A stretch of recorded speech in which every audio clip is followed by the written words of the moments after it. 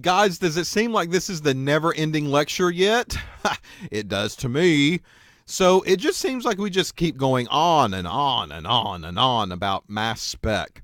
The problem is that we're talking about the instrument, which is how we started off this lecture series, and then we talked about the spectrum interpretation. At least the beginnings of it. By no means did we go full-blown into mass interpretation, because if we did, then these problems would have been even more complicated than what they were, because there's so many different ways that things can fragment, right? But we at least talked about a few functional groups and a few of hydrocarbons and how they broke up. Where are these numbers coming from? The base peak, the M peak, any of the functional special fragmentation patterns that we would see. We talked about that. Now we need to talk about samples. Samples for a mass spec system. Typically a mass spectrometer, here's the MS, is going to be connected to another instrument on the front end. Again, this instrument can be GC, it could also be HPLC. Who knows what that could be? ICP, but it could be something. And this is feeding into the MS system.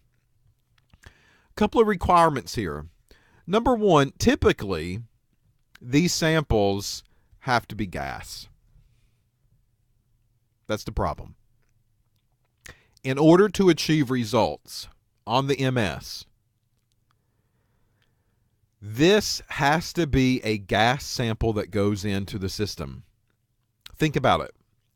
Particles getting slammed with electron beams.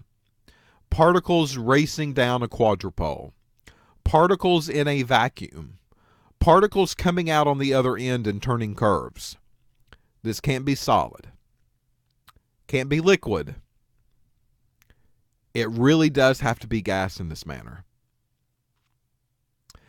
So we have to make sure that, number one, the samples that go into the MS are going to be gas, which again is why HPLC is more expensive, because this is typically liquid.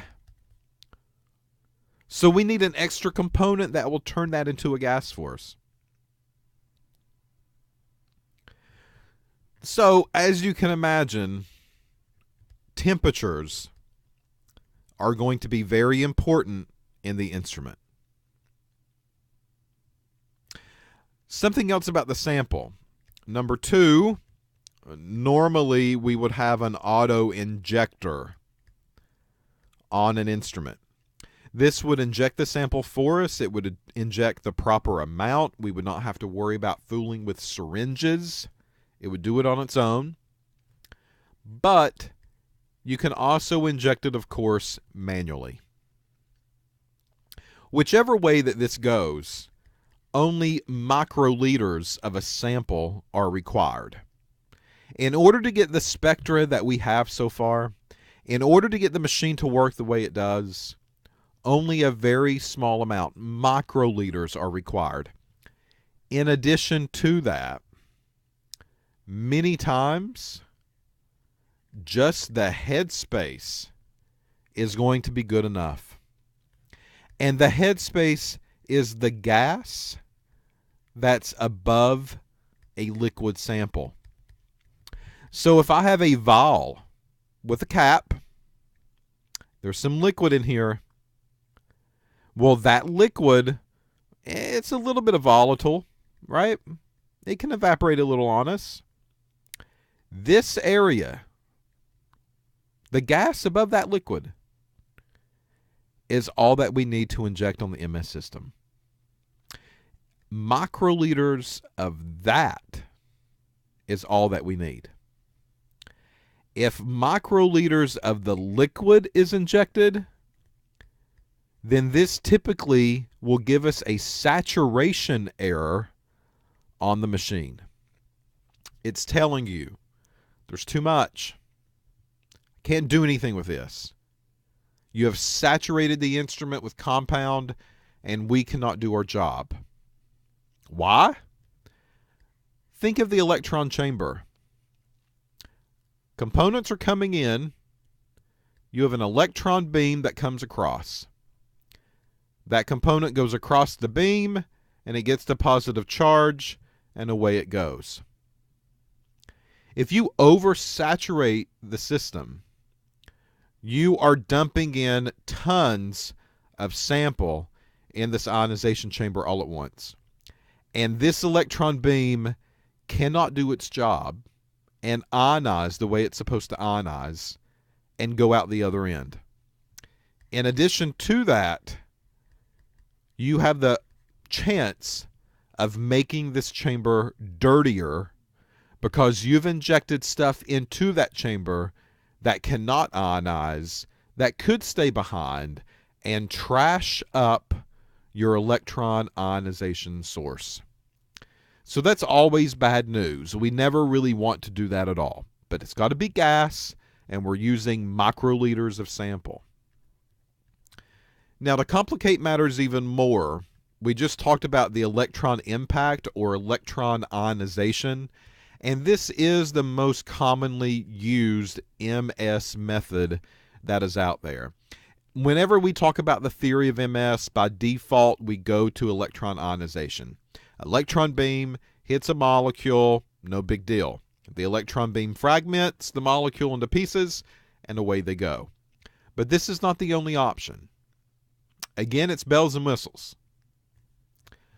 Another option out there that we've not talked about, and I'm only going to briefly mention these, is something called CI.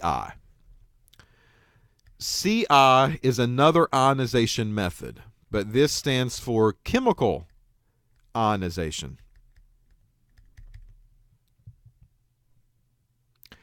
It is a collision, just like the electron ionization is. But here's your sample. It goes into an electron box or a fragmentation chamber. And normally, this would be an electron beam that would slam the molecule and make a positive charge. With chemical ionization, we are not using an electron beam. What we're using is a reagent.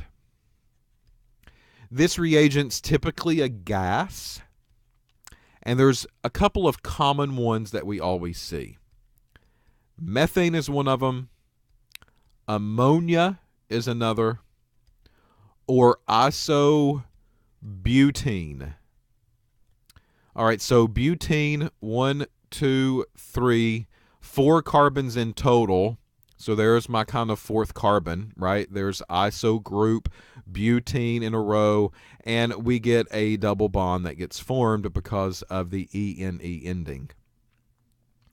One of these three are basically pumping through this box, and these are the punchers. These are the bullies now. It's not an electron beam that's slamming your molecule. It's the gas that's slamming your molecule. Well, the gas has to have something to kind of get it angry. Part of the backstory that a lot of people don't understand is that an electron beam is still used.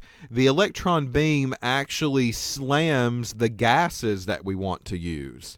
And then these go out and slam the molecule as they go through the electron chamber or fragmentation chamber. The issue here is that the electron beam is not doing the work. The electron beam is basically hiring a middleman to go do the work for him. The problem is that these are much larger molecules. Therefore, they carry with them lower energy, believe it or not.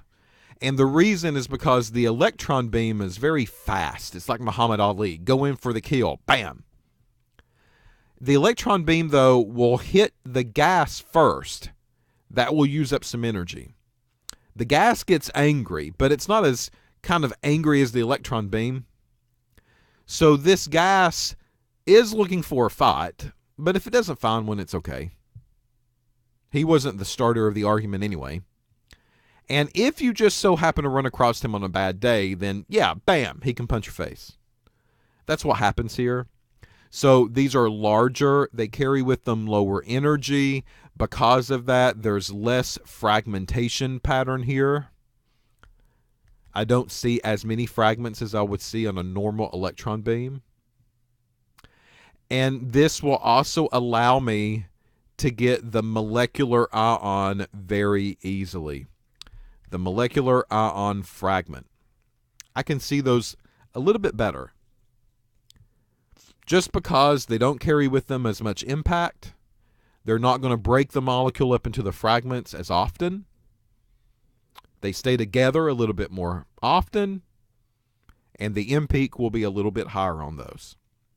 So that's a good thing about chemical ionization, which is an option that's out there for people if they want to. But again, all of our databases are normally focused on electron ionization. All right, something else in the mass spectroscopy world is something called FAB. F-A-B. This stands for Fast Atom Bombardment. It's another ionization method. No difference, except here we use very, and I'm going to put in capital letters here, H-E-A-V-Y, heavy atoms. These are typically argon or xenon. All right, so what happens is that we have the fragmentation chamber. Your molecule comes in. Normally it would get hit with an electron beam and become positive. The issue here is that argon and xenon are much bigger. And they're much bigger than the methane and the ammonia that we used before. But the same kind of concept exists here. The electron beam is present.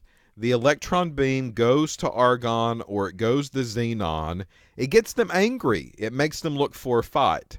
And then it's the argon or xenon that go in and slam the particles as they come through. And then that creates a charged particle in the end. So the issue here is that the sample still becomes ionized. But these are much bigger. What would FAB be used for? Small molecules cannot be done with FAB. We are talking about huge monsters coming in and slamming little bitty tiny particles. It's not going to work. Too much background noise. Too much ionization is going to happen here. For that reason, these work best on very large molecules, typically in the biochemistry world. So if we're looking at proteins, if we're making amino acid structures that go along with the proteins, if we're looking at DNA, any of those biological molecules do quite well in the FAB detection or ionization source. So you cannot study small mass ions with FAB. Too much noise. It works better with large particles, and that's why you would see one in a laboratory. Up next, something called MALDI. MALDI stands for a matrix assisted laser desorption ionization. What a mouthful. What happens in MALDI is that you typically have a plate, and this sample holder basically has an area for you to put your sample on. So it's typically a solid. Put it on the holder, and you push it into the instrument. So now we've got this thing inside of the machine. There's my sample. And the machine will actually go in and it will radiate UV laser on it. The energy is going to strike that sample that you have put on that plate. It makes it excited. Think about UV spectroscopy here, all right? This solid sample is then ejected, not injected. Ejected, pew, out, because it gets so worked up. And then it becomes ionized when it turns into that gaseous state. MALDI, again, is heavily used in biochemistry. So once again, biologicals, biomolecules, large organics, that's typically where we would see MALDI take a hold. Solid sample goes in. The solid sample is bombarded with UV radiation. That UV radiation is enough to get the molecule so happy that it basically spits off of that plate, turns into a gas, becomes ionized, and then gets sent into the detector for the analysis. All right. Another one. All versions of a mass spectrometer. Keep that in mind. Instead of electron ionization, how can we create fragments? That's what all of these processes are. The next one's ESI, and this stands for electron spray ionization.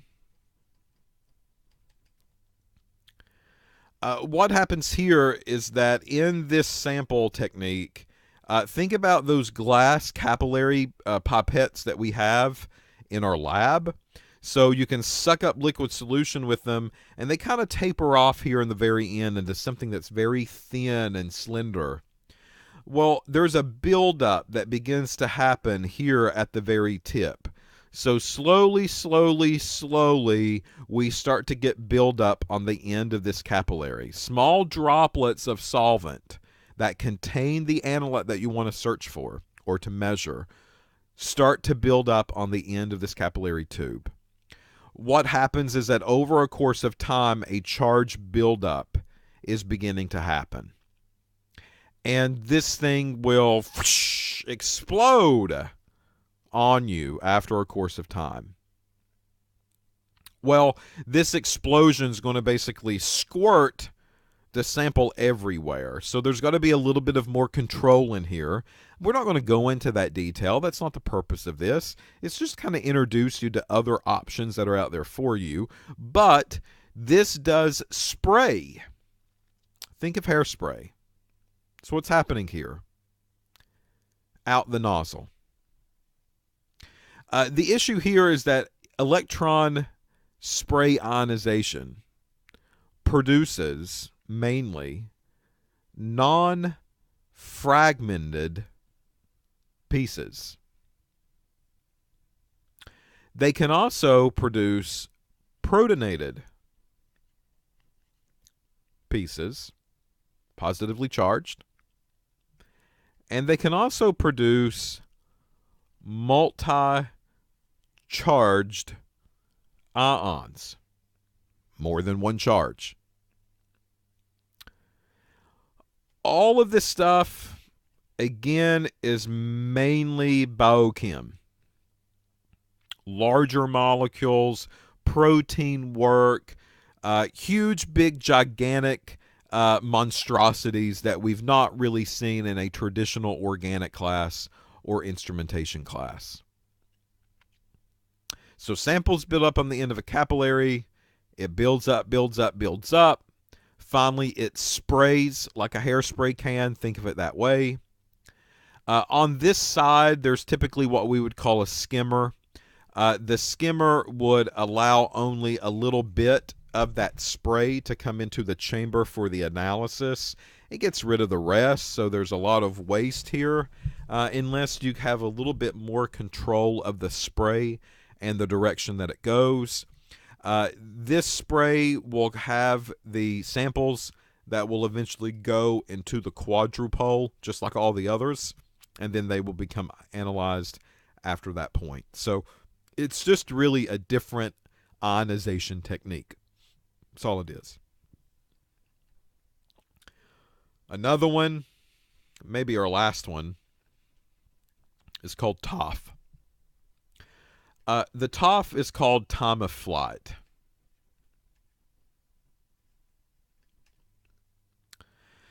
So, mass spectroscopy can be made in a number of different ways. One of these ways is to introduce something called a time of flight. I'm not going to go into a lot of detail here, all right? But I want you to understand that there's different ways of analysis that's out there. So this is what you've got to think of. Let's say that we have a cation, and a cation gets generated in the fragmentation pattern. And these cations go into the tunnel. One of the ways that we can measure, instead of actually going around the bend in a way, and I know that that still has to happen, and the reason is because we're looking at masses, but we can also take a look at speed. So if I had maybe someone here at the starting mark with a time clock, and then someone here at the end of the drag strip with another time clock or stopwatch, then this particle can zoom down through the road and we can give it a time. How long did it take for it to pass point A to point B? This will give us kind of the speed or the velocity of this particle as it goes through. Times of flights are very good for very high mass molecules. Other than that, though, a normal mass spectroscopy system will be okay. It does take a series of measurements, so it's going to actually calculate 200 of these for every second in existence, and it will begin to generate a spectrum for you based on the speeds. All right, down here at the back end, or the end, I guess you could say, we have a big, huge, what we would call reflector plate. And the reflector plate are kind of like those brakes on an airplane when it lands on the strip coming in. This reflector plate just basically pushes those positive ions away, and it helps slow them down. It's kind of like quicksand in a way. These molecules zoom down the tunnel as fast as they can. They get to the reflectron, or the reflector at the very end, and their legs get stuck. So it just kind of slows them down a little bit. It allows the larger molecules to take more time to slow down than the larger ones, and they can travel further down what we would call the decelerating zone. So not only are we kind of looking on the front end, but after it gets into the reflector, these things are going to slow down dramatically. All right. The larger they are, the more they can migrate, because it's going to take them a little bit longer to slow down. The smaller they are, well, they're not going to travel down this deflection or decelerating zone that much before they come to a complete stop.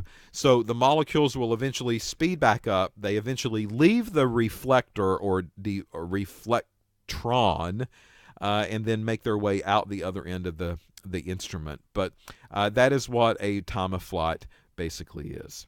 Okay, so that's how it's a little bit different.